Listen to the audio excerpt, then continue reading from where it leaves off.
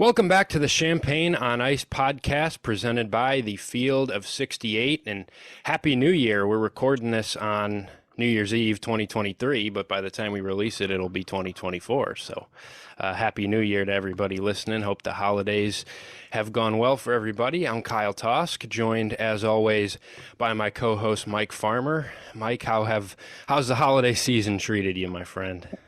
The holiday season has been pretty nice. Illinois got a nice win over FDU. My Bears just beat the Falcons, locked up the number one pick. I'm feeling good. Yeah, NFL didn't go quite as well for me today as a Miami Dolphins fan, but we'll Yeah, that stick was to a tough loss. basketball. We'll stick to basketball here on the show. Any Illini gifts received on Christmas? Illini themed merch or Not this gear? year, but I am Yeah, planning same. on going back for the Michigan State game before school starts, Oh, so that should nice. be pretty fun. Yeah, that should be a good Get some game. crush tickets. Yeah. Sweet, sweet. Well, unfortunately, the primary topic or the topic that we have to start with on this episode is one that is extremely unfortunate. One that news that came down on Thursday involving Terrence Shannon Jr. So we're gonna hit on that for sure, but then we are gonna transition into the basketball side of things as well as we move along. But have to discuss the news that dropped on Thursday, and that was that Terrence Shannon Jr. was suspended indefinitely from the Illinois basketball program after being charged with rape in the state of Kansas by the Douglas County District Attorney. Illinois released a statement on Thursday indicating that there had been a warrant issued for Terrence's arrest on Wednesday, that he had traveled to Lawrence, Kansas, to turn himself in, and that he, effective immediately, will be suspended from the Illinois basketball program indefinitely. Josh Whitman spoke on it on Friday night before the Fairleigh Dickinson game. Brad Underwood did so after the game, but that's what we know as of now. There was some more details shared in the Whitman press conference that we can get to here, but obviously a extremely serious situation, an extremely sad situation, one that impacts the Illinois basketball team a big way, but also obviously, as Josh Whitman said on Friday night, basketball takes a back seat in a situation like this as well. So, any thoughts on what transpired this week and what was a very shocking and difficult week for a lot of people? Yeah, I mean, I've been following Illinois my whole life. I've been kind of covering Illinois the past couple of years. Like I had an Instagram account where I talked about Illinois basketball, been writing articles for the Champagne Room. I have this podcast now, and there's been nothing like this in my time as an Illinois fan where I actually have to talk about it. So I don't even really know where to start besides like obviously we hope justice is served in the real life aspect of this case, regardless of who's innocent, who's guilty. Just praying for the victims, everything like that. It's just a terrible situation. Just like no good can come out of it. It's not fun to talk about. It's like nobody wanted this to happen. Nobody wants to speak about it. But we are an Illinois basketball podcast. We do have to discuss like the future of the team because probably realistically, Terrence Shannon Jr. is not playing in an Illinois uniform again, which is tough to deal with. But of course, that comes second after the actual real life legal situation that he's involved in right now. But it's just a terrible situation. It was just absolutely shocking, blindsiding news a couple of days ago to read about. There's been a lot of speculation on Twitter, on Instagram. I don't think it's really right to partake in that. Like No. you and I haven't really discussed it too much on Twitter or any social media. I didn't write an article this week for my Champagne Room. I didn't really feel like it was right. It felt weird watching the game against FDU a couple of days ago. Of course, we're going to support Illinois. Like we're Illinois fans. We go to Illinois as well. We're students there. So it's like we're not turning our backs on the team or anything. I hope nobody else does. But the situation, it's brutal. It's not ideal, not fun to talk about. Yeah, absolutely. And you said it best there. the hope is that at the end of all of this, that justice is served and that the truth is found out, regardless of what side that is. We are not going to partake in the speculation. We're not obviously going to share any types of opinions about anything because there's not enough information for us to do that appropriately Exactly. Yeah. at this time. So we're just going to discuss what the facts are right now. We can give a little more detail, just kind of an overview of some of the things that came out. So the alleged incident, happened when Terrence traveled on September 8th to Illinois football's game against Kansas in Lawrence, Kansas. He traveled independently of the university, independently of the athletic department. And the alleged incident occurred sometime afterwards. The Illinois athletic department was made aware in late September that there was an investigation into Terrence, but as Josh Whitman said Friday night, that up until Wednesday, they didn't have any actionable, is the term he used, information that would, cause them to issue any discipline or change his status with the program. This is something that obviously the arrest warrant was sent over on Wednesday. So that is when Illinois' discipline protocol, or whatever term you want to use, kind of kicked in. So obviously Terrence played 11 games when this was occurring, but it was an ongoing investigation that really hadn't gotten to a point where there was any information that indicated that it was going to reach this level of severity. So I think obviously there's a discussion point going on about, well, why was he playing 11 games when this happened in September? I would say to that I don't think you could have suspended him before there was information that led to an arrest or formal charges. Allegations are one thing, charges are another step, another level in this process. And obviously the next step for the athletic department and for the university is, as Josh Whitman detailed on Friday night, there's a misconduct panel that is actually independent of the athletic department. Within 48 hours of the DIA issuing an indefinite suspension, they need to convene and either uphold the suspension or overturn the suspension. So that process has obviously occurred at some point behind the scenes. Nothing has come of that to this point. As of now, he's indefinitely suspended from the program. But over the weekend, that's a process that has probably began. But as of now, there's not a ton of information out there other than the fact that we know that Terrence Shannon Jr. is being charged with rape in the state of Kansas, and he is indefinitely suspended. And Illinois basketball begins Big Ten play this week, and Terrence Shannon Jr. will not be a part of the program. But yeah, I mean, it's at the end of the day, basketball is secondary in a situation like this. But at the same time, there are 14 other guys in that Illinois locker room that are set to play 2 big Big Ten games this week. And in order to appropriately break those games down and preview those games, we have to discuss what it means to not have an All-American candidate and a guy that was averaging 22 points a game and a guy that was the leader of this team and what that means for them. So we are going to transition into basketball and talk about that in a moment here.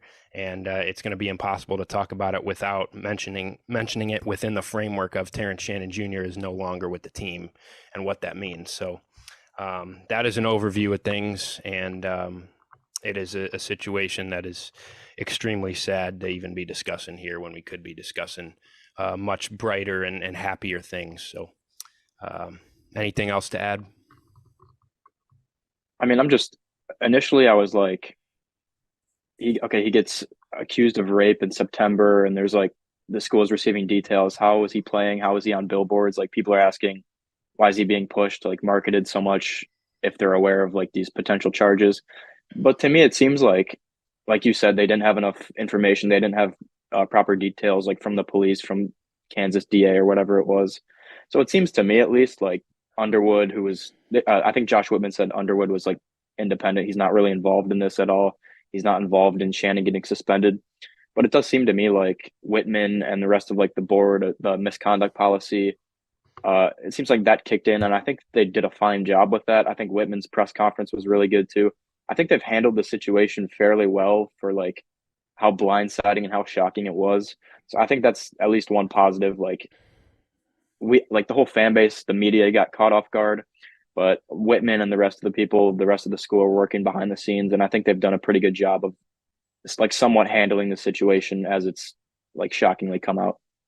Yeah, I agree with that. I think for sure. And Whitman said on Friday night that he attempted many times to try to get more information from the district attorney's office in Douglas County, never really got that. And Wednesday was the first that he heard that obviously there was an arrest warrant for Terrence Shannon, who was being formally charged with anything, and B, that rape was involved. He Yeah. didn't.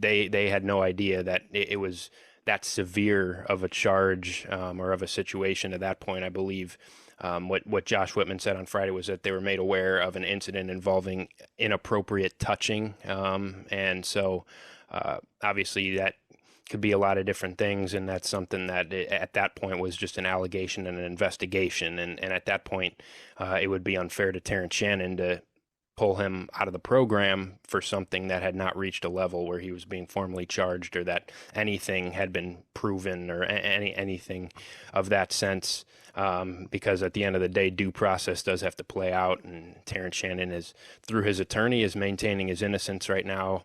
His attorney said that this may go to trial, and so it could be an extremely long process, and just really, really sad that this is something that we have to discuss. But obviously, it's a very important topic as it relates to both Illinois basketball, but also life in general. So I think we can probably leave it at that unless you have anything else you want to add and transition into the basketball side of things, because Illinois did play their first game after Terrence Shannon's suspension on Friday night against Fairleigh Dickinson. Well, we can hit on that game. I also just kind of want to discuss in general, I mean, assuming that Terrence Shannon will not be back anytime in the foreseeable future, and that's the way it looks. How does this team move forward without him? We got a glimpse of what that may look like Friday night. Obviously, the caliber of opponent probably didn't show us much, but I did think it was a really impressive response by the rest of the guys to come out and put up 104 points, which was their season high. Take care of FDU at home, 104-71 would have been very easy.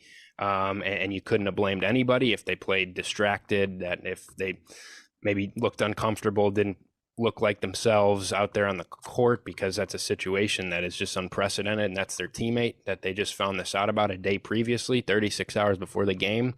But they came out and played really, really well. I thought they got a ton of great performances on Friday night. You had Dane Danger, season high 19 points, Justin Harmon, season high 18 points, Marcus Damask, 11 points, 11 assists, Quincy Guerrier, double-double, Coleman Hawkins, 5 threes. A team effort, a true team effort. Guys came together and played a really, really good game. And we can talk about it more in a broader sense in a moment. But what stood out to you about Friday night's resounding win for this team following, obviously, an extremely difficult couple of days? I think, like you said, the team effort and the ability of the team to not just roll over, not give up. I mean, I don't think they could have played poorly and still won. Like FDU's Right. bottom 50 team in the country. That doesn't really matter, though. I think what they showed in the game was they're not going away. It's going to be more difficult without their 20-point per game All-American. I mean, he's there. He wakes up at 4:30 every morning for the past 2 years. He's been getting shots up. He's the team leader. The culture has been built around him. Like, it's so difficult without him. It's so awkward to talk about still, but like the team could have easily just given up and squeaked out a 5-point win, but they commanded most of the game. Like after you close in the early, like late first half, I mean, got it to like 6 points maybe, and then all of a sudden Justin Harmon goes off for like 14 in a row. It's a 20-point game, and then Illinois is up 20 the rest of the game, gets up 30, gets up 40, wins by 35 or so. But I think that game was exactly what the fan base needed, exactly what the team needed. It was such a difficult situation. Like you couldn't have blamed them for rolling over and losing, winning by a couple, but they commanded the whole game. They win by 40. I think they proved to the national media, proved to the fan base, like, don't give up on us yet. This is a tough situation. Keep believing in us. We still got talent. We still got, like you said, 14 other guys that are crucial to this program. We're still going to put up a fight for the next 3 months. I think that game was pretty much all you could have asked for in terms of effort, final result from this team against FDU.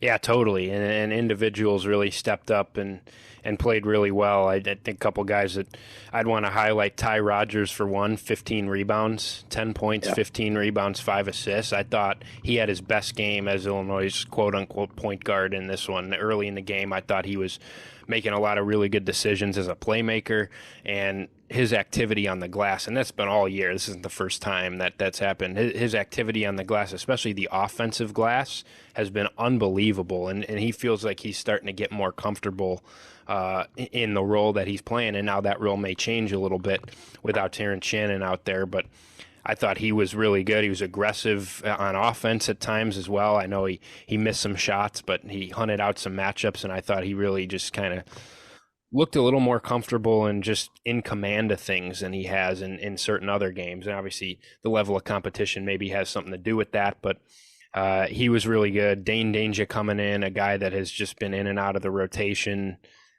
19.6 rebounds, 9 of 10 from the floor. They found him. It's been the first half when FDU was kind of hanging around and Illinois was a little sluggish, especially on offense. He was kind of their only source of offense. They'd find him in the post, and obviously a team like FDU, they entered last tournament. The big storyline was they're the shortest team in D1, and they beat Purdue, and then I don't think they got much taller this offseason, and Dane Danger took advantage of that. Had a great game, and yeah, you mentioned Harmon, that run to end the second half or end the first half rather, when it looked like, yeah, maybe FDU is kind of going to stick around in this game. Harmon gave him a 20-point cushion at halftime by scoring 14 in a row, and 4 threes for him, made 4 threes in a row. If he can make shots, like that is going to be huge without Terrence Shannon in there. Guys need to step up like him and come in and give you some offense off the bench, and I thought he did that. So, and then Marcus Damask's 11 assists was pretty impressive as well. Ball's going to be in his hands quite a bit now, and he's going to have no choice but to really develop into a playmaker and a guy that can really create a lot of offense for this team. So thought there was just a bunch of guys that just decided that they wanted to come in and put up one of the best individual performances that they've put up all season, and maybe the circumstances had something to do with that. But boy, I get it that it's FDU, but just to see so many guys have season best nights on the same night like that after everything that happened, I thought was pretty cool. And yeah, obviously we're not going to pretend that this is the same team without an All-American on it, but it gave me a little more optimism, FDU or not. It gave me a little more optimism that maybe this team will be okay. I don't know. And the effort was top to bottom too. Just like you got a guard like Ty Rogers who gets a season high in rebounds, just great offensively. Harmon goes off from the bench, has that elite run in the first half. Those are two guards that like played super well. You got Gibbs Lawhorn off the bench, put up a couple points too. But then you move to like the forwards and the centers too. Like you mentioned, Dane Danger, 9 of 10 shooting. Obviously, a bad matchup for FDU. I mean, they beat Zach Edey last year. I know it's not the same team. It's not the exact same scenario. But I mean, seeing that out of Dane is super encouraging too. Coleman Hawkins, great from three. Quincy Guerrier continues to be super consistent. Just super, like, all around good for this Illini team. Not a lot of people expected that coming into the season, at least to the level that he's been playing. But I want to hit on I know there's been a couple times this year where Illinois has played like these bottom 50 teams in the country, these quad four games, and I've been like, yeah, I like seeing this out of this guy. Like this is a good team win, but you got to factor in the level of competition. I want to change my opinion on that a little bit because like just look around the country, man. Even FDU last season, obviously that's a crazy upset over Purdue 16-1. That's probably not going to happen again, like anything to that level. But just look at Chicago State beating Northwestern, Rutgers going down to the wire with Stonehill, literally a bottom 10 team in the nation out of 360 teams. Like the state of college basketball, it's so much different compared to what it was a couple Indiana's years ago. almost lost about 6 times to pretty Indiana's, bad teams. yeah, exactly. They've found ways to win, give them credit, but they've flirted with it much more than Illinois has. Yeah, no, they haven't had a great season. But I'm just saying, like, the parity in college basketball, these bottom teams have like 5th and 6th year seniors. They have transfers from the high majors. Every win in college basketball this year is like it's valued, especially if you're beating a team by 40, a team that I mean they did win a tournament game last year. They almost won two. I just think that win is super encouraging for Illinois from a standpoint. Of course, like it's not going to help your resume too much come March, but with the situation going on with Terrence Shannon, with so many question marks around the team, this team was rolling. The chemistry was great as it appeared like to the fans and media. But I mean, that win is so crucial. Getting contributions from the roster top to bottom, pretty much every starter played super well. Guys off the bench, Harmon, Gibbs Lawhorn, these other guys played super well. So encouraging. I mean, I think that's pretty much all you could ask for from that game, and it gives me some hope. Like you said, I don't think this team's just going to roll over and be an easy win for these teams the next couple months in Big Ten play. Like you said, I don't think people were calling us Final Four contenders. I think the ceiling, unfortunately, just because of Terrence Shannon probably being gone from the team, I think the ceiling drops. I still think we're going to be a tournament team come March. We've got a good resume to build on with these next 19 Big Ten games. And we still have talent. Like these transfers are playing super well. Coleman's getting back in his groove. Luke Goody's been greatly improved this year. Ty Rogers just has his best game of the season. Getting Moretti back from injury. These freshmen are probably going to get some more minutes with Shannon gone. I'm encouraged. It's been a rough couple days for sure, but that win was awesome, and I'm looking forward to hopefully building on it against Northwestern in a couple days. Yeah, and the Big Ten is bad. I mean, we've mentioned that multiple Exactly. Yeah. times. And I think obviously when you had Terrence Shannon, there was talk of, well, is Illinois going to challenge Purdue for the top of the conference? And hey, this is the clear second best team in the Big Ten as it stands right now.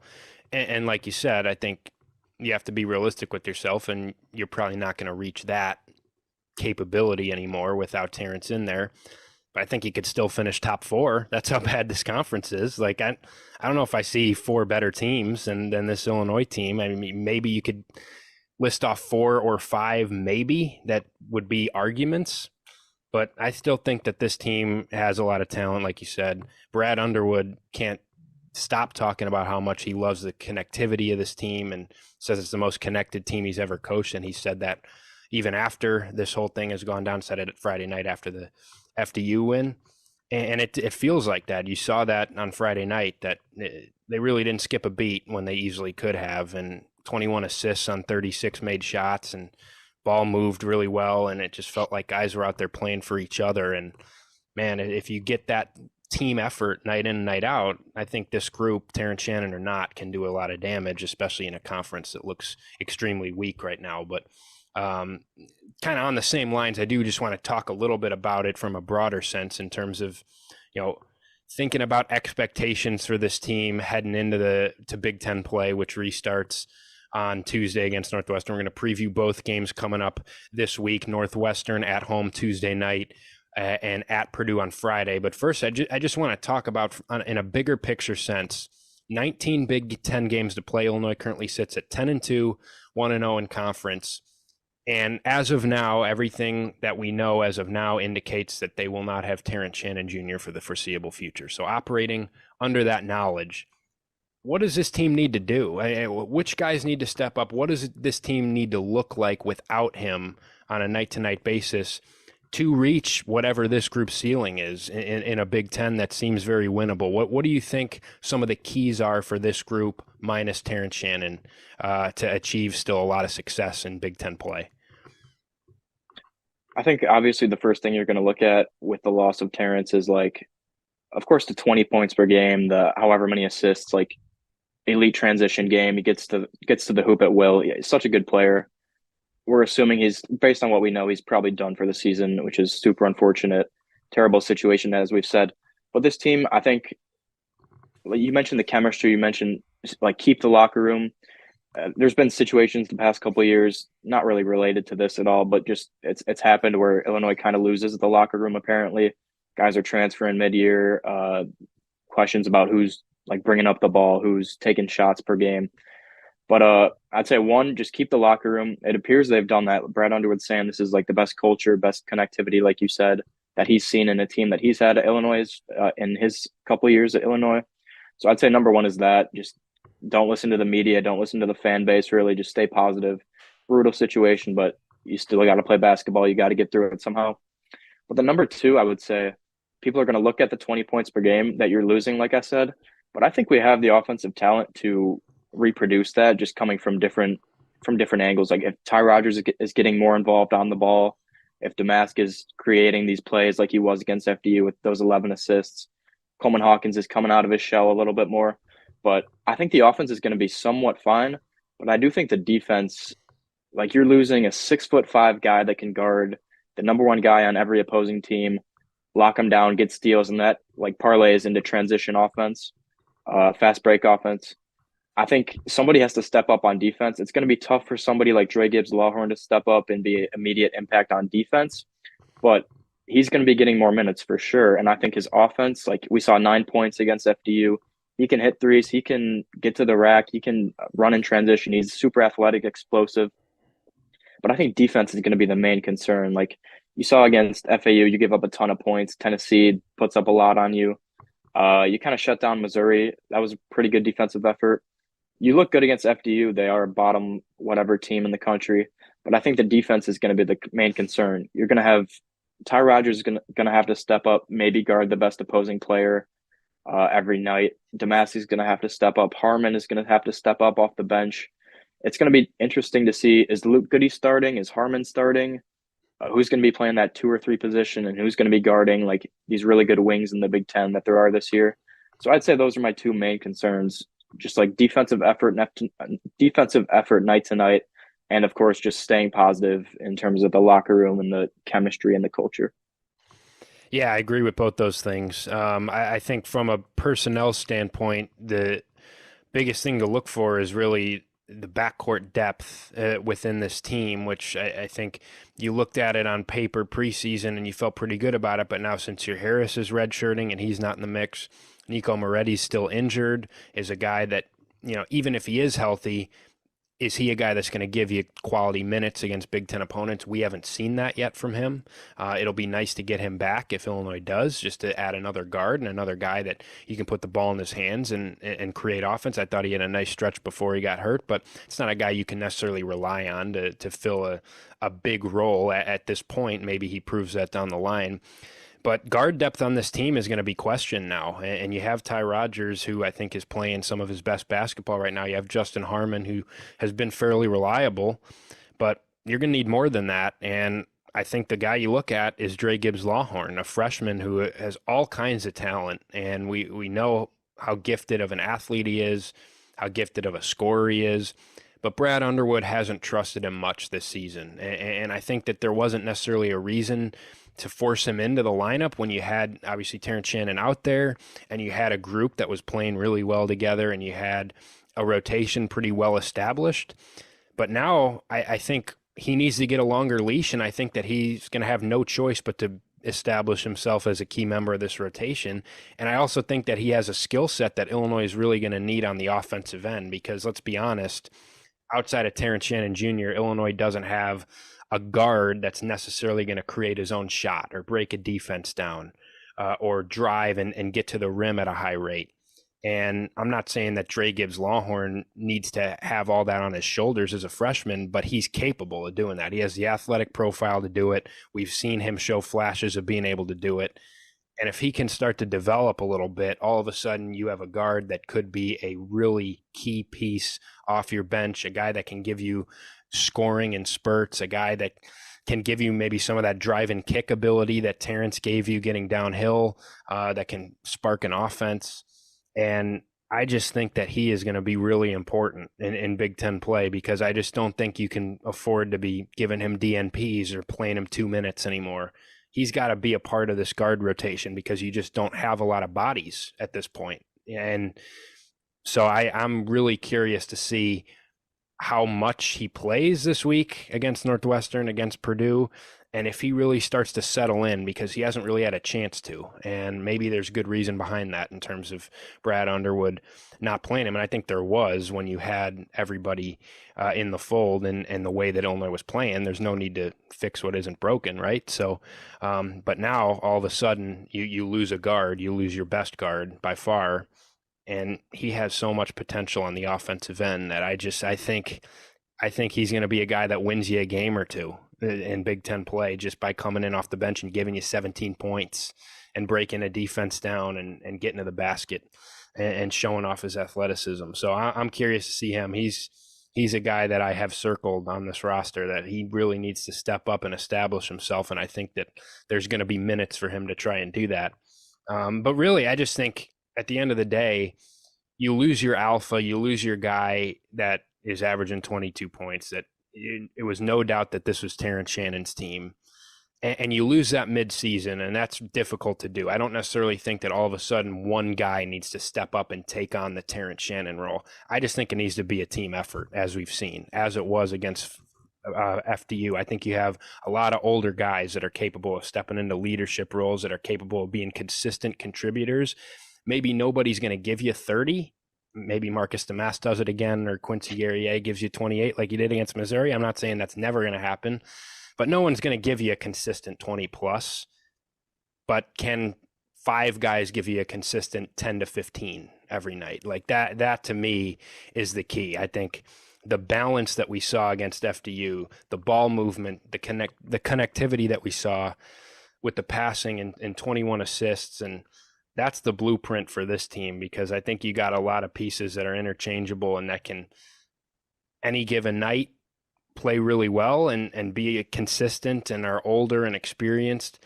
And I think that it's going to be a team effort for this team, and it's going to be a committee approach to filling in what Terrence Shannon gave you, because nobody can step up and fill in Terrence Shannon's production. That's just not going to happen.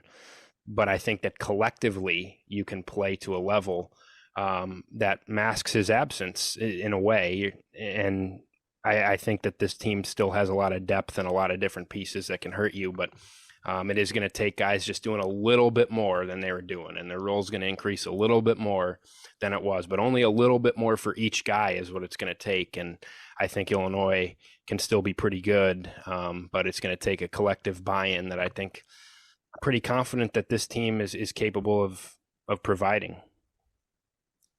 Yeah, realistically, unless you see something out of Justin Harmon the next couple games, like he's not recreating Terrence Shannon Jr.'s role. He's not playing 30 minutes a night, realistically, at least in my opinion.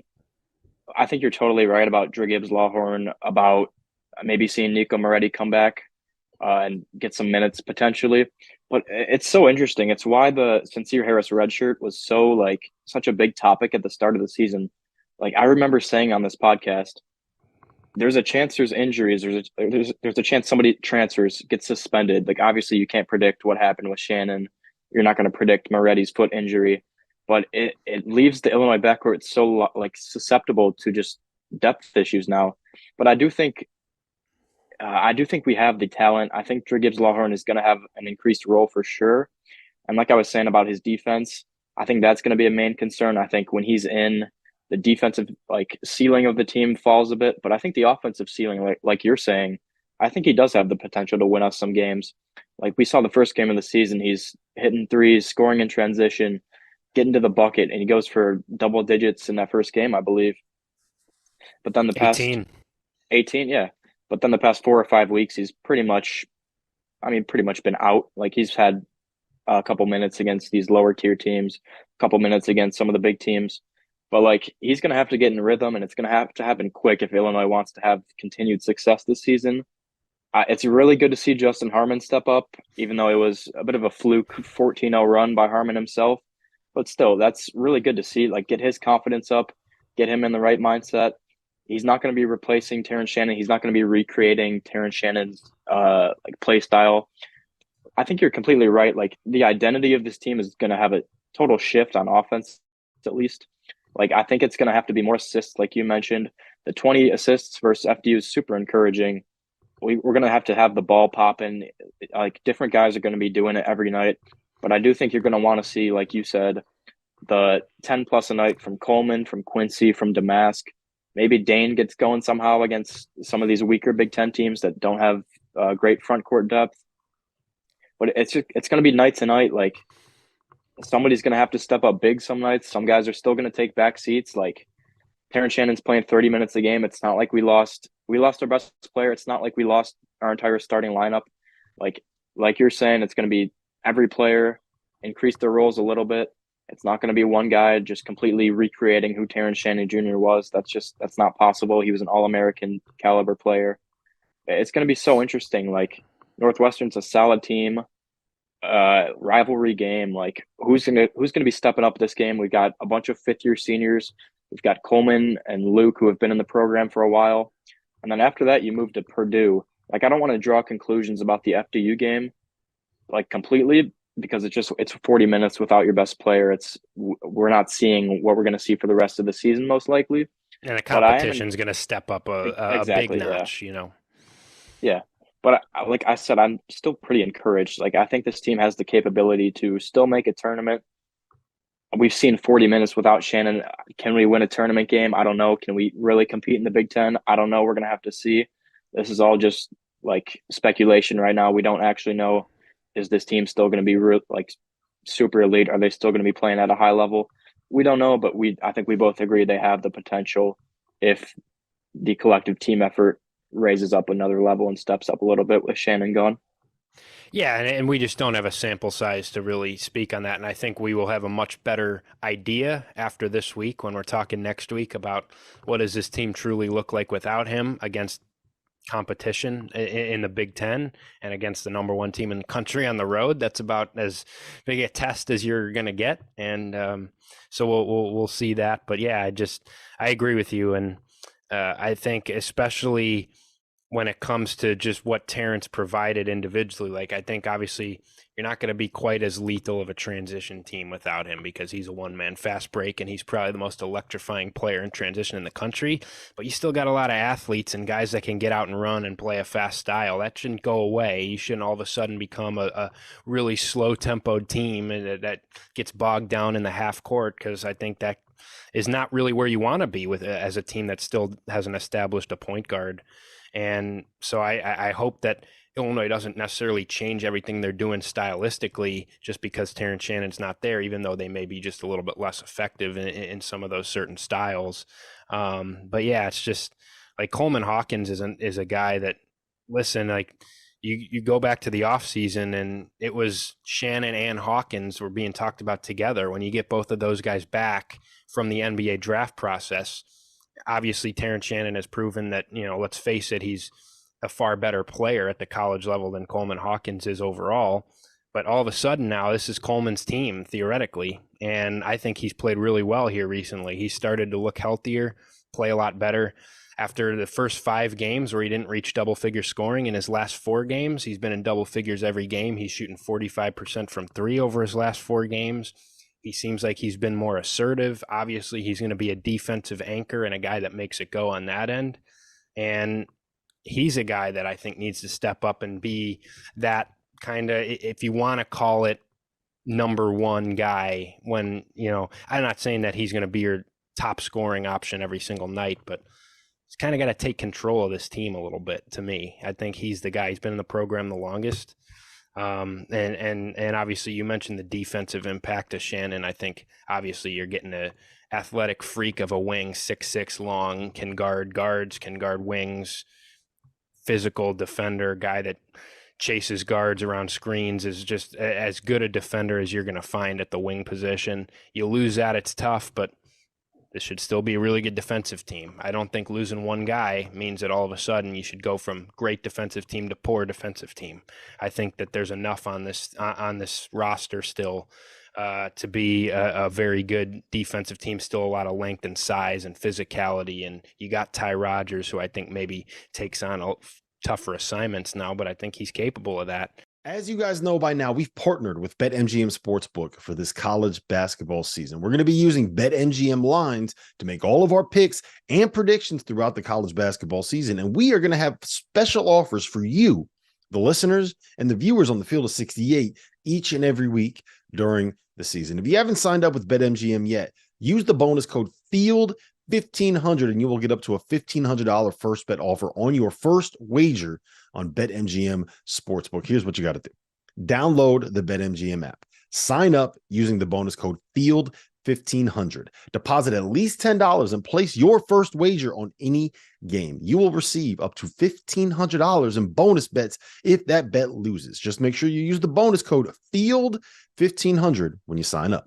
And remember, BetMGM is now available under one wallet in select states. As a New Jersey resident, this is super convenient for me when I have to go cover games in New York or Philly. When crossing state borders, just log into your existing account instead of having to create new accounts in each state that you go to. And most importantly, I got to let you know, we do have some fun stuff coming up for this college basketball season. Bet insurance tokens, college hoops odds boosts, my personal favorite, parlay odds boosts. So download the BetMGM app today. But yeah, let's transition it into this week, because this is going to be a very interesting week for a number of reasons. Big Ten play reignites, for lack of a better term, after Illinois did start it technically on December 2nd against Rutgers in a win at the Rack. But now the heart of Big Ten play kicks off. 19 more to go, starting Tuesday night at State Farm Center against the Northwestern Wildcats, who last 2 years have been an interesting team to track. They've really exceeded expectations when you think about it. I mean, going into the beginning of last season, Northwestern was picked like 13th in the conference, and there was nobody that was saying, hey, Northwestern is going to compete in this conference. Northwestern's going to be taking down Purdue. Northwestern's going to be a double-digit win team. They were really good last year. This year, they bring back a lot. They did lose Chase Audige to the NBA, who is their second leading scorer. But they bring back most of that team. They bring back Boo Buie, who is an all Big Ten first-team caliber player at the point guard position. They enter this game 10-2, and it's been an extremely interesting 10-2, to say the least. It includes a win against the current number one team in the country, Purdue, and it includes a loss to Chicago State, who is 311th on KenPom and 7-12 on the season. So it's you're not totally sure what team you're going to get here. They've sprinkled in wins against Dayton, Arizona State. Purdue's the marquee win that they've gotten. They lost to Mississippi State, lost to Chicago State. Haven't played a ton of competition so far. Hard to judge what this team is. I think they obviously have proven they're capable of beating almost anybody. They're proven they're capable of laying an egg, and that maybe they do revert back into those older Chris Collins days when they were bottom feeders in the conference. It's tough to judge what this team is. The one thing we do know is that they have a star caliber point guard and a guy that Illinois was killed by last year in Champaign. He had 35 points at State Farm Center in a game that Illinois, I believe, came back from down like 22 points in the second half to win that game. And he is going to be the focal point of what they do. What do you make of this showdown, this in-state battle, Illinois Northwestern on Tuesday night? I mean, I predicted Northwestern to be middle of the pack, like in my preseason predictions. I still think they're right around there. The win over Purdue back-to-back years is just an insane dynamic in the Big Ten. I don't know how that's happened twice, but I'm not saying Northwestern's a bad team by any means. I still think they are talented, but I don't think they have great depth. Like, you have Boo Buie, you have a couple other really solid guards, actually. Ty Berry, Barnheiser, the transfer Langborg. But then in terms of front court depth, pretty much nothing. Like, even their starting big man, not really good unless you're talking defensively. Like, he's not really producing on offense. But their guard trio is going to be difficult. Like, having Terrence Shannon would have been really nice to guard Boo Buie if that was indeed the matchup we were going to play. But it's going to be interesting to see how Illinois handles Boo Buie, Barnheiser, Berry, because they can get hot from three, and they can just go on quick, like 10-0 runs like crazy. But then we also see you're susceptible to a loss to Chicago State, which at home, that's an insane loss. I don't know how that happened either. Same as the Purdue win. But it's an interesting team. It's a rivalry game, like I said. I don't really have crazy expectations. Like, we've played 40 minutes without our star player. This is going to be another 40 minutes, and then we got Purdue after that. I don't really have expectations for either game, especially the Purdue game. I will say if we beat Purdue somehow, we are going to the Final Four still. But yeah, I don't really have much to say. Like, we don't have a great sample size of what this team is without Shannon. And the sample size that we did see is against a bottom tier team in the country, like we've been saying. But I mean, we have the talent, we have the experience. We beat Northwestern last year after a crazy comeback. I don't picture us going down 20 again this year. but you never know. I mean, Northwestern has talent. They're old as well. Illinois is an old team, kind of similar coaches. It's going to be fun to see, and I'm excited for the game. Yeah, it's going to be really the first real look at what this team looks like post Terrence Shannon against a team that is capable of beating them. Obviously, I think they could have played pretty poorly and beaten FDU on Friday night. So it's going to be interesting. We're going to get a lot more answers to some of the things we've discussed. But yeah, it's tough to know exactly what we're going to get on the Illinois side of things. But matchup wise, yeah, I mean, it starts with Boo Buie, and Illinois does not have the Boo Buie stopper in Sincere Harris, who shut him down in the second half in Champaign last year after he had like 29 points in the first half and ignited Illinois' comeback. He obviously won't be out there, so it's going to be interesting to see, can Ty Rodgers handle that matchup? As good a defender as I think Ty is, I think he's susceptible to really quick, crafty guards at times. I think that's been kind of his Achilles heel on defense. And so I think Boo Buie could be a guy that maybe does exploit him a little bit. I'm interested to see how that matchup goes for Ty. And maybe if his length can bother Boo a little bit and make him uncomfortable and keep him off balance. And that'll be important. Illinois' got to find the guy that they trust on him and to try to slow him down, because he really is the guy that makes everything go for Northwestern. And as we saw in that Purdue game, in that Purdue win, he had 30 points, 9 assists, 0 turnovers. And if he's giving you that, then that's how Northwestern beats Purdue, is him doing that. So Illinois' got to make sure that 35 points does not happen again at State Farm Center, because they were fortunate to win that one last year when he put up that type of performance. But yeah, they've got some other pieces. I don't think anyone other than Bowie necessarily scares you. Like, at least last year, I think you had Audige, who you knew was capable of giving you 20 some and being a secondary scorer. I think they have capable complements to Boo in their lineup, with Langborg, the transfer from Princeton, who's making shots at a high level, 42% from three. Ty Berry's making shots this year, 42% from three. I think Brooks Barnheiser has developed into a really nice player. He's a guy that's going to be physical and get on the glass and can take advantage of some matchups and also step out and shoot it a little bit. But no one totally scares you outside of him. Like, I think Illinois is going to want to make some of those other guys really step up and beat them, and really try to, as every team is going to do against Northwestern, focus their efforts on taking away Boo Buie and trying to limit him as much as possible, and maybe trying to trap him and put some pressure on him a little bit more. And for Illinois offensively, this is a Northwestern team that last year was really good on the defensive end. This year they haven't been as great, but they still have been solid at times in some of their outputs. In their last 3 games, they've allowed 63 points, 46 points, and 46 points.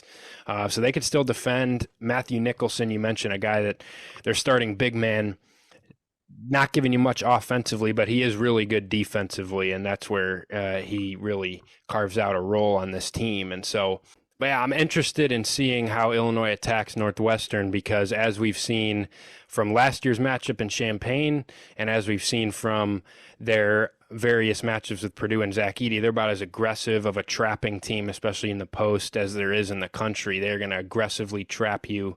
They did it to Zach Edey all game long. They did it to Dane Danger last year when he was a starter for Illinois, and he really struggled. I think it's a game where it might be a tougher matchup for him, and one where you really need to lean on Coleman Hawkins and more of a 5-out style and space it a little bit more and try to pull Nicholson away and eliminate him from around the rim and in the paint area.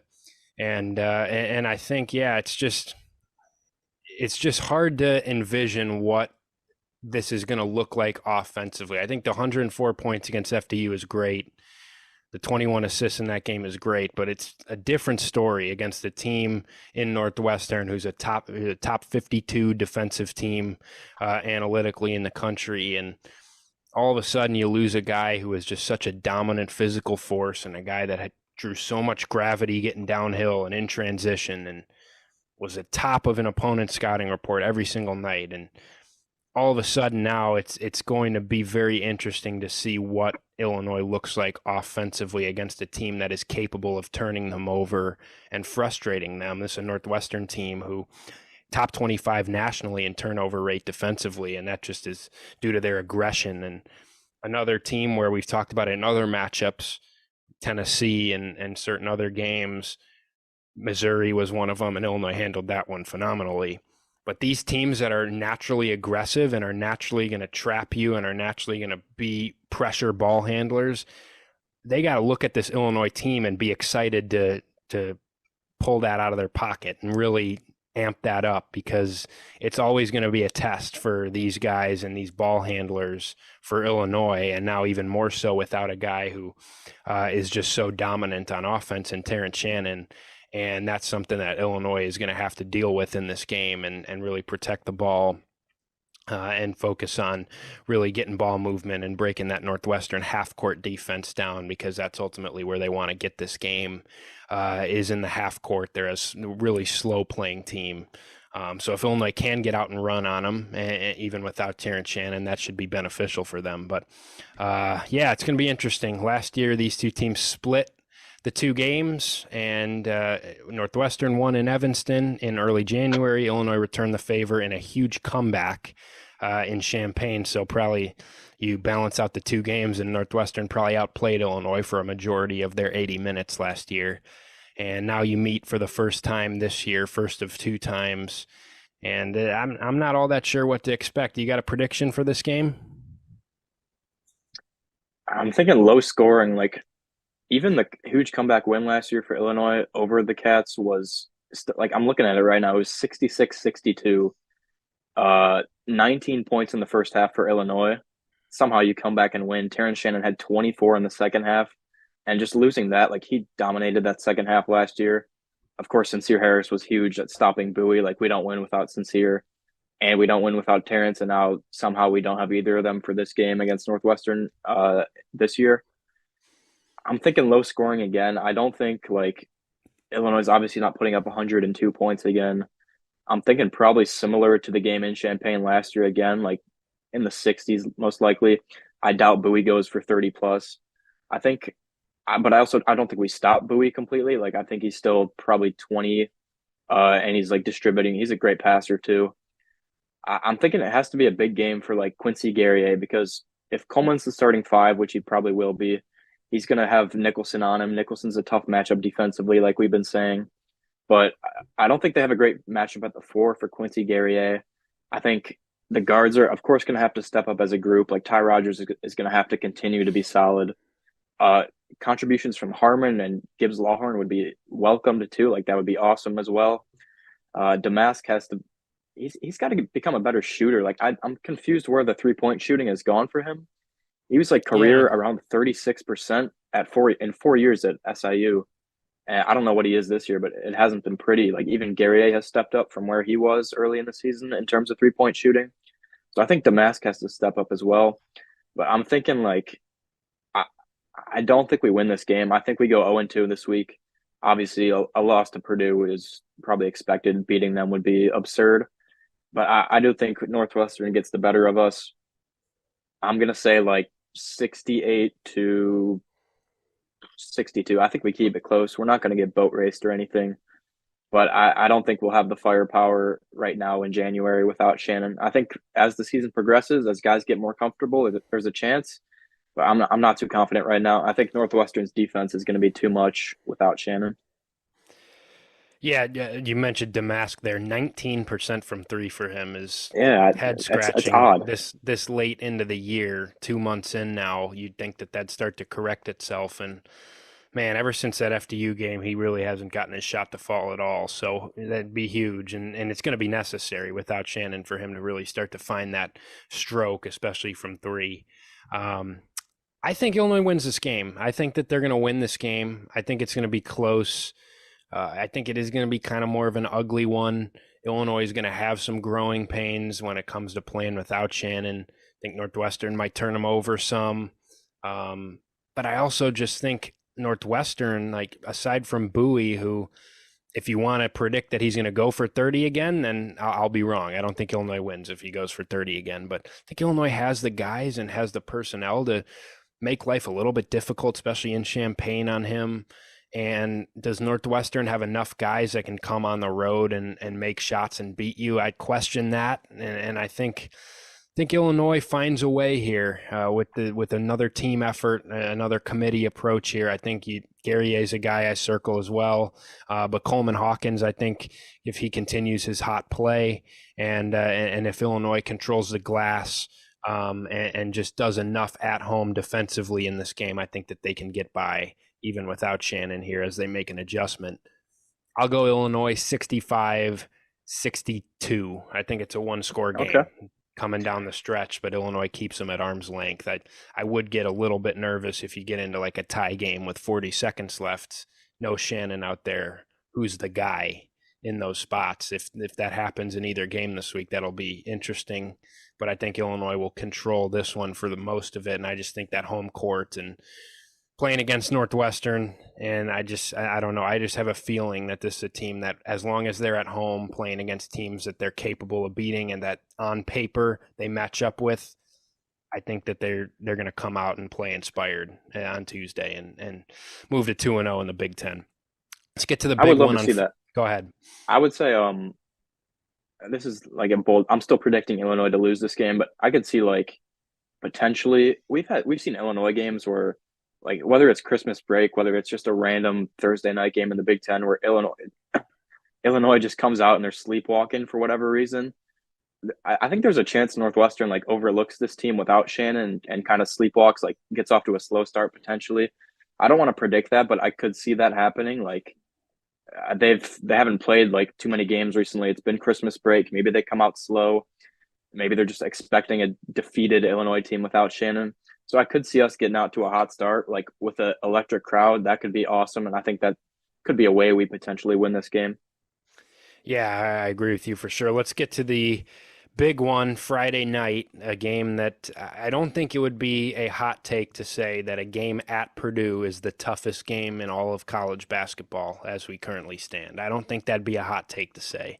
They're the number one team in the country right now. They have the National Player of the Year, and Mackey Arena is one of the top environments in college basketball, and Purdue just doesn't very often lose there. I think they've lost there 3 times in the last 3 years. So they're really good at home, and they're really good in general. That's why they're ranked number 1 right now. They're number 2 on KenPom currently, and they have as good a resume as you'll find in the country. We mentioned they lost to Northwestern in overtime in Evanston. Other than that, you look down their schedule, they beat Xavier, they beat Gonzaga, they beat Tennessee, they beat Marquette, they beat Alabama, they beat Arizona. I mean, they've been a juggernaut so far, and this, with Shannon in the mix, was going to be an unbelievably tough game. With everything that's happened here in the last couple days for this Illinois program, it becomes an even tougher game.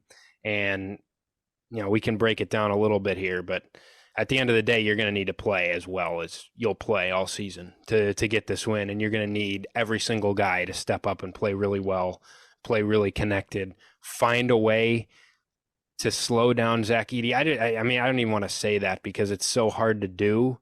And we've seen teams try to trap him. Northwestern is a team that trapped him almost every touch. He had 35 points, even in that loss. Purdue's guards have played a lot better this year. I think that was what bit them last year late in the season, as they had 2 freshman guards who were really inconsistent, really kind of hit a wall and struggled to take care of the basketball. And Braden Smith was uncomfortable when he was pressed and pressured. Fletcher Lawyer wasn't making shots. Those 2 guys have taken a step forward. They added a transfer in Lance Jones from Southern Illinois, Marcus Damask's former teammate. They've got almost everybody back from last year that contributed to a team that won the Big Ten by 3 games. It's a really, really good team. And I don't know what to really talk about in this one, because at the end of the day, I think we'll talk about it a little bit here, but at the end of the day, you're going to need to put together an all-world performance to go into Mackey Arena without your All-American and win this basketball game. What do you see here? In a scenario where Illinois pulls this one out on Friday night and makes a statement to the country that they are indeed still here, and as you mentioned before, still going to the Final Four, Shannon or not, what does that look like on Friday night at Mackey Arena? Zach Edey gets injured before the game. Oh, and boy. Then, Yeah. No, I mean, no, I can't even talk about Purdue, dude. Like, you watch them, it's like people on Twitter are saying just triple team Edie every game and just stop him and the other guys aren't that good. They still beat you. Or just let Edie get his 40 and 20 and lock down the other guys. Like no, that's actually not possible this year anymore. Like as much as I hate Purdue, they are so good. Add in Mackey, add in or subtract Terrence Shannon. I'm not looking forward to this one. If we somehow pull out a win, man, I'm gonna be parading in the streets of Champaign. But there's just it all starts with Edie. Like he is unstoppable. There's the there's the Mackey refs, the foul controversy. He doesn't foul out of games. He doesn't get injured. Like he's just a dominant force for 30 plus minutes a game every single night. Braden Smith is like an all Big Ten lock at this point. He has games where he is unconscious from three, unconscious mid range. Like he's assisting. He's an insane player. I did not expect him to be this good. Lance Jones, Fletcher Lawyer, they both have games where they go off. I mean, every night they're pretty much solid. Even like I despise Caleb First, Ethan Morton, Mason Gillis. I don't think those guys are good at basketball, but with Edie, with Smith, it just works somehow. I hate Purdue, man, but I got to give it to them, especially this year. They're better than every team in the country. Yeah, they're. With Go ahead, you finish. Sorry. I was going to say with Shannon, I would have predicted us to win this game, probably just as an Illinois fan, as a student. But I'm not looking forward to this one, man.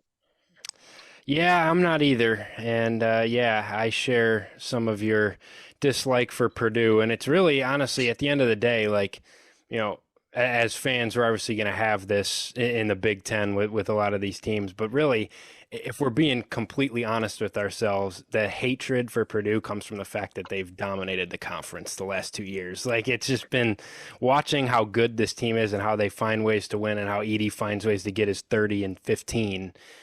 It's frustrating to watch because you just can't stop it when you feel like you should. And I think the plan for Illinois is probably going to be similar to what they went into Mackey at the end of last year with, and that is to aggressively trap Edie and make Fletcher Lawyer make shots, make Lance Jones make shots, make Mason Gillis make shots. And, you know, at home, a lot of times those guys do. And Fletcher Lawyer's been interesting because he's had games where he's really shot it poorly. And then in some of Purdue's biggest games, he's been fantastic. Against Tennessee and Maui, he had 27 points. Against Arizona and Indianapolis, he had 27 points as well. So he's capable of exploding and making shots. And as you mentioned, Braden Smith just seems more in control of things this year and more comfortable. And he's taking care of the ball better than he did at the end of last year. And that's going to be a matchup advantage for Purdue, having a true point guard in Braden Smith against Illinois, who that's obviously going to remain a question for them. And yeah, you mentioned, I mean, one thing we know about Mackey Arena is those whistles are going to be blowing. So Purdue's going to get to the free throw line quite a bit. Illinois got to stay out of foul trouble as best they can. Like Coleman Hawkins, it's really hard matchup. I think you're going to need to give him a lot of help there. You can't leave him in single coverage on Edie or he's going to get 2 fouls in 2 minutes and be on the bench. So you're going to have to trap him and give Coleman some help. Danger's going to have to play in this game because you're just going to need bodies in the front court. You're going to get in foul trouble and you're just going to get exhausted trying to handle 7'4" Edie in the post. And Purdue's entire offense, and Matt Painter is fantastic at it, finding very creative ways to get the ball to him. That's it. I mean, it's a very simple offensive strategy that Purdue brings into games.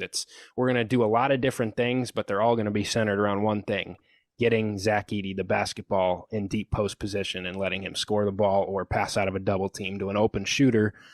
And they win 30 games a year doing that the last 2 years, and that's what they're on pace for coming into this game, 12-1. So it's going to take a full team effort in this game. It's going to take some guys really stepping up and having, someone's going to have to give you the Marcus Damask 33 Florida Atlantic performance where it's like, this is the top of the top. This guy's never going to do this again, but he did it in this game. And that's what Illinois is going to need from probably a couple guys to go in here and win this game against Purdue. And it's going to be tough to hold them down. I just think you probably have to approach it in the sense of we got to try to get the ball out of Edie's hands. And, if Fletcher Lawyer makes 5 threes and Lance Jones makes 4 threes, well, we never stood a chance anyway, but that's probably how you got to live and die in this game, because you know that Edey's going to be a problem. And, even if you do try to eliminate him or trap him or force it out of his hands, he's still going to have 25 and get to the free throw line 15 times. So you kind of throw your hands up. But yeah, Illinois has got to find a way to just stick around. And, we saw last year they got off to such a disastrous start in the first half, and they actually nearly came back and won in the second half. But if you get off to a disastrous start in this game, good luck. You're going to get run out of the gym. This is a better Purdue team than last year's team. And Illinois has just got to kind of hang around and see if they can make that one run and get a couple stops and maybe try to inch into the game and give themselves a chance late. That's really all you can really see happening here. It's going to be really difficult. Really, the only way Purdue has lost the past two, like even the team with Ivy and Travion Williams, like the only way that team lost was a fluke buzzer beater on the road, or somebody on the other team goes for 35, like Johnny Davis, Boo Booey this year, Boo Booey last year. Like they're a wagon. Shafino went in. The only loss they had the only loss they had at Mackey last year, I think Hood Shafino for Indiana had 30 plus in that game. So yeah, he made every shot, and So I don't know who it would be on Illinois, because truthfully, I don't think it'll be anybody that goes for 35. But I mean, that would be awesome. It's just like Edey's really talented. I can't really complain about the refs, because we had Kofi for 3 years. Yeah. And they're not the exact same, but as much as we don't want to admit it, like there were games where Kofi fouled the entire front court of the other team out within the first half. Like, yes, there's like a 90% chance Coleman, Guerrier, and Danja are in foul trouble. Like they'll probably have five combined fouls in 10 minutes to start the game. We're just gonna have to deal with that. Like other teams deal with it. Other teams do beat them somehow. Somebody's gonna have to go off, or it has to be a complete team effort. From the first guy to literally the ninth guy, Amani Hansberry, maybe Moretti's back, Drew Gibbs Lawhorn. It would be a miraculous win. I don't see it happening, but I can't give up. Like if we beat Northwestern, I'll be back in on this team for sure. It's just hard to right now with the situation, with the lack of sample size against especially high major competition. But I don't really have much to say. I could see us getting run out of the gym, to be honest. But I think we'll have some fight in us, like especially if we beat Northwestern like you think we do. I think this team will be super motivated. Going to Mackey, everybody wants to play there. It's national TV game, I think. I see what channel's the game on. I honestly don't know. I'm not sure. I'll look. Because we play on Peacock later in the season, but that doesn't really matter. Anyways. FS1, 7:30. FS1. Yeah, that's a fun game. Mackey's going to be rocking. Brad's going to have the guys hyped up, I'm sure, at least hopefully. And as much as I don't want to watch it, I will be watching it. I will be rooting for the Illini still. I'm not giving up on the team or anything. But it's going to be an interesting game, to say the least. Yeah. You want to give a prediction for it? Yeah, I just to add on to what you were saying there. Yeah, I think it really is a mental thing. Like when you go into that environment, especially under the circumstances Illinois is in, you know that they're going to go on runs. You know that place is going to be rowdy. You can't let it, like last year, give them credit for coming back in the second half in that rally at Mackey Arena, the final game of the season. But they were just, Purdue punched first early in the game, and Illinois just had no answer. And Purdue led by 20-something at halftime. Like, Illinois' got to find a way to just be able to withstand some of Purdue's runs and stay within striking distance this entire game. If you go down 15-20, it's over. It really is over when you don't have an individual like Terrence Shannon who's capable of leading you back into a game. So Illinois' just got to find a way to manage the crowd, manage the environment, manage the atmosphere, and just manage the fact that Purdue is going to go on some runs and is going to punch you in the mouth early in the game, and can you respond and keep it within striking distance and give yourself a chance as we hit the under 8 in the second half. Do you have a chance? Are you capable of, hey, a couple threes go in and you have a chance to win this game? That's really what it's going to come down to, because you know that Purdue's probably going to control most of it. Prediction? I think the only way we actually get blown out by 30 plus or 20 plus or something is if Coleman gets early foul trouble and he's pouting on the bench. I think this game is over if that happens, Yeah. which I think there's a legit chance that happens. But I'm gonna say like I'm thinking like high 70s, maybe 79 for Purdue, 68 Illinois. I don't think we really get run out of the gym. I don't want to be like a doom and gloom Illinois fan just because Shannon's out. This team's still talented. They're still together, at least right now, apparently, from what Brad's saying. 79-68. I don't think it'll be pretty, but I think we'll keep it somewhat close. You got to score a margin. What is close to you? You think they keep it in single digits or? 11, 12-point loss. Like, All right. maybe get the score closer at the end. I don't think we come close to winning this game, honestly, though. Yeah, I'm with you. It's Purdue on the road. They're a monster there. It's going to be a game where, yeah, not having Shannon's going to show in this one. And I think Purdue's going to probably beat you pretty good here in this game. I hate to say it. I think that, I hope Illinois shows a fight and stays in this game and gives themselves a chance. But you just look at it on paper and you look at Edey and you look at the fact that, yeah, your front court's probably going to get tested in terms of foul trouble. And I think Edey's probably going to have a pretty good day. And we know that Purdue at Mackey Arena, those guards tend to step up and make shots. And I just think Purdue is going to have full control of this game for most of it. And I'll go Purdue 80, Illinois 63. I think it's one where you're going to be a little overmatched, and it's going to be an adjustment period coming out of the game that you really do need to, in these upper echelon, high tier opponents, is not having that guy that can, match Zach Edey in terms of scoring and individual play in Shannon. I think is going to show up in this one, because I just don't think, like you said, without a guy that can take a game over himself and carry you a little bit, it's tough to beat this Purdue team. So I hope I'm wrong about that, but we'll be back next week to talk about it and get a much better picture of really what this team is going to look like without Terrence Shannon. And of course, if any updates come with Shannon's situation, we'll discuss those as well. But that should wrap us up for a fairly long episode here, the Champagne on Ice podcast. A lot to hit, some of it stuff that we did not want to, but also we did get a lot of good basketball analysis in, which is still going to take place, and this is a team that is going to have to navigate a difficult situation, and so far they have done that, and we're going to have to navigate it as best we can, as well as fans and people that follow the program, because what has happened with this Terrence Shannon situation is extremely unfortunate for everybody, as we detailed early on. But that should wrap us up on the Champagne on Ice podcast. As always, go give us a follow on our Twitter account at Champagne on Ice, Twitter, X, whatever you call it. We're still calling it Twitter around here. We're not calling it X ever. We are on Spotify as well, by the way. New development. We're finally on Spotify for all Spotify listeners. Catch us on there, Apple Podcasts. Subscribe to the Field of 68 Podcast Network YouTube channel for the video version of our show. And we'll be back next week. Any last thoughts? Happy New Year, everybody. Thanks for listening. Happy New Year. By the time you're listening to this, it will be 2024. So Happy New Year. Hope it's a great year for everybody and a great year for this Illinois basketball program. And we will see you next week right here on the Champagne on Ice podcast.